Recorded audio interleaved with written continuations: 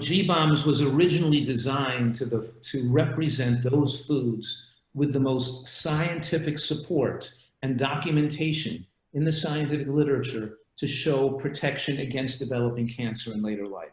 And it stands for the GBOMBS, stands for greens, beans, onions, mushrooms, berries, and seeds.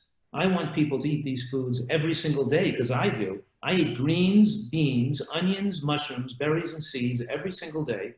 And now more than ever before, this message has to get out because the same, you could say, phytonutrients like the ergothioneine in mushrooms or the lignans in flax seeds or the isothiocyanates in green cruciferous vegetables, these same compounds that protect us against cancer, normalize your immune function, prevent cytokine storm, keep our defenses high against viral invasion, and make us so exposure to COVID-19 becomes a meaningless exposure.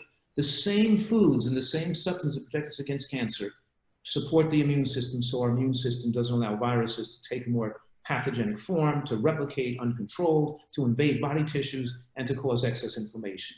I'm saying something that's people are not talking about sufficiently in the media, that we can reduce this fear and stop these deaths if people ate healthfully and ate their G-BOMBS and stopped eating sweets and high glycemic carbohydrates like white rice and white bread and white flour products and fried foods and oils and high sugary things like honey and maple syrup and sweets. If people started eating really healthy and took in their big salads and vegetable bean stews and soups and chilies, and they started eating properly, COVID-19 wouldn't stand a chance. It would be long gone by now.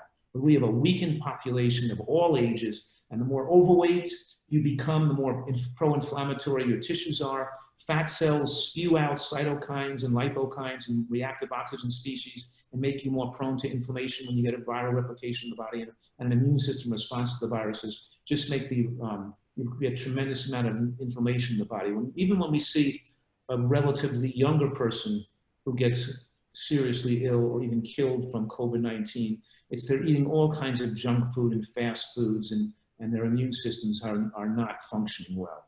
So, what I'm saying right now, it's not just age, it's because the years that you go on and gain weight and eat unhealthily, people get older and their immune systems are really in bad shape. And those with chronic disease, of course, have poorly functioning immune systems. They wouldn't have developed chronic disease. And I'm saying here that there's no such thing as a healthy overweight person, because fat cells is dangerous tissue that spews out reactive oxygen species and pro-inflammatory substances that make you insulin resistant, that promote excessive activity of aromatase, which makes you produce too much estrogen. And there's a lot of factors, there's a lot of dangers that fat in the body create to shorten your lifespan. And now in the COVID-19 era, being overweight and eating poorly is like committing suicide, because if you get sick, you could be dead, you could be killed. So if you weren't going to take this seriously before, of eating right and getting your weight down, now's the time to do it. By the way, the basic principle of a nutritarian diet is this: the most foundational principle, the only proven methodology to slow aging and to extend human lifespan, is moderate caloric restriction in the context of micronutrient excellence. Trying to get as much nutritional bang per caloric buck as you can. Pick foods that have a full rainbow of important nutrients per calorie. And when you do that, the more you supply your body with its needed micronutrients, and the higher the micronutrient density of foods you absorb, or you can consume, the less your appetite becomes. You're satisfied with less food, and you don't need to overeat anymore. And when you don't meet your micronutrient needs, and when you eat processed foods and fried foods and sweets and bagels and pizza and French fries and burgers, and when you eat unhealthy foods, you become a calorie-consuming monster, and you can't stop putting food in your mouth. And if you don't overeat constantly, you feel too fatigued and weak because you need to overstimulate yourself with extra calories. So you comfortably eat the right amount of calories only when you eat the right foods. So this enables people to control their ravenous appetites and their addictive eating behaviors. And would you say that the G-BOMBS would be sort of a broad group of what you would consider as nutrient-dense foods that would give us the nutrients that we need without excess calories?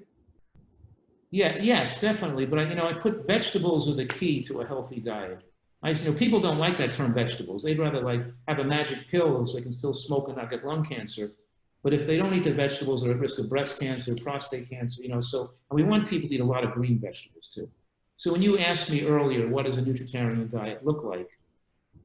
The lunches I serve people here at our retreat, and I want people to eat, I want them to have a big salad of raw vegetables with some cruciferous on it, like cabbage or bok choy or arugula or cabbages. And I want them to have a dressing that instead of using an oil-based dressing, I want it to be made from nuts and seeds. That might be blending, cashews and sesame seeds mixed with a navel orange with some blood orange vinegar and lemon. Or it might be a tomato sauce with sun-dried tomatoes and roasted garlic and a little bit of balsamic and some almond butter in there. Or maybe, in other words, a big salad with maybe beans and scallions and red onion and then a bowl of vegetable bean soup or a stew or a chili or some bean dish. So they have vegetable bean soup and a big salad and a piece of fruit for dessert. If the whole world just did that lunch, we'd stop seeing all these deaths.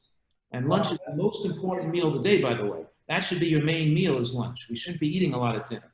Dinner could be like a mixed vegetable wok, a water wok vegetable with a Thai curry sauce, or it could be, a lot of different. Today we had a bean wrap and some chopped salad with a guacamole dip. Whatever you're eating, but I'm just saying you want to eat at a lighter dinner and an earlier dinner. The trick to a long life is not going to bed on a full stomach after a heavy meal. Eating this big heavy meal late at night of meat and cheese and and fried foods where you have this big, heavy digesting meal in your stomach all night long, that really tremendously shortens lifespan. The trick is to eat a light, earlier dinner, finish eating by 5 or 6 o'clock, and try not to eat the rest of the night. Clean your teeth, clean the kitchen, shut the door of the restaurant, meaning your kitchen down, and do other things to occupy your interest late at night, and don't keep eating food all night.